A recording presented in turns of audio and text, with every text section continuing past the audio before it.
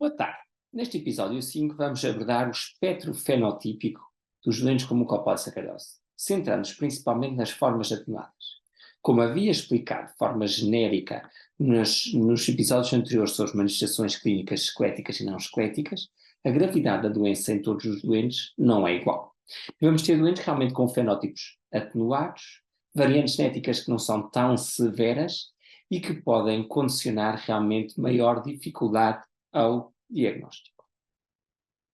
E realmente, quer para a MPS1, quer para a MS2, eu já tinha abordado que o espectro fenotípico incluía doentes que no espectro mais grave apresentavam envolvimento cerebral, como déficit cognitivo, alterações do comportamento, e no espectro, na ponta do espectro mais atenuada, tínhamos doentes com intelecto normal e com fenótipo somático também menos grave. Na MPS1, esta forma grave chama-se de doença de Ehrlich. A forma intermédia em termos de gravidade, mas que tem déficit cognitivo mínimo ou ausente, chama-se Ehrlich-Schei. E a forma mais ligeira chama-se doença de Schei, em que não existe defeito cognitivo. Também na MPS2 nós temos a forma que nós chamamos de forma grave, que corresponde a cerca de 70% dos doentes que têm envolvimento do sistema nervoso central, e depois temos a forma ligeira, em que os doentes não têm envolvimento do sistema nervoso central e corresponde mais ou menos a cerca de 30% dos doentes.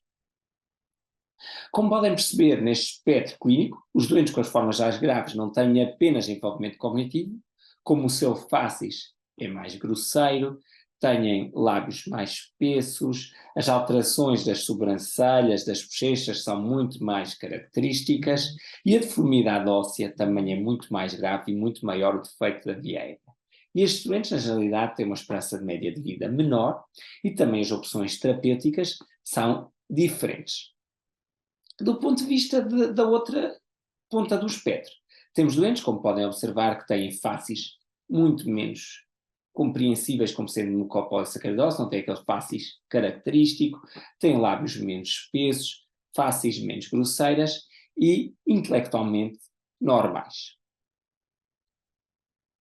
Do ponto de vista, estas formas atenuadas ocorrem, por exemplo, na mucopolissacaridose tipo 1, enquanto aqueles doentes que nós víamos no slide anterior eram facilmente reconhecíveis como tendo uma doença. Se vocês olharem para esta doente com mucopolissacaridose tipo 1, pode passar muito mais facilmente despercebida, tal como este doente do ponto de vista de faces, mas como eu já tinha explicado nas manifestações esqueléticas, algumas manifestações permanecem mesmo nos fenótipos atenuados. E chama a atenção para a deformidade em garra das mãos. Este doente poderia parecer que as mãos eram relativamente normais, mas tem uma certa deformidade em garra. Também ele é menos alto. E este genovalgum ligeiro, que não é daquela gravidade que eu mostrei nas manifestações esqueléticas, tem que nos chamar a atenção. Portanto, temos que ter uma suspeição muito superior, neste doente, por exemplo, como o mucopolissacaridose tipo 2, que tem uma forma mais ligeira e que não afeta o sistema nervoso central. Isto é igual para doentes com mucopolissacaridose tipo 4. Enquanto os doentes com mucopolissacaridose tipo 4, com as formas graves, embora na mucopolissacaridose tipo 4 não haja envolvimento do sistema nervoso central, as formas graves, os doentes têm cerca de 1 metro de altura, são muito menores, têm anisostose multiplex muito grave.